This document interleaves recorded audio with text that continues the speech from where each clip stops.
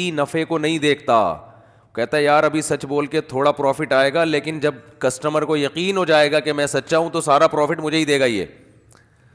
तो ऐन मुमकिन है गोरे इसलिए सच बोलते हो कि उनको बिजनेस करना आता है, और हमारे यहाँ बिजनेस करना लोगों को नहीं आता। वो कह रहे टोपी करा के अभी जितना नचोड़ सकते हो नचोड़ लो, फिर बात की अल्लाह तवक्कुल, कल अल्लाह खिलाएगा। तो ये गलत मौके पे तवक्कुल हो रहा है।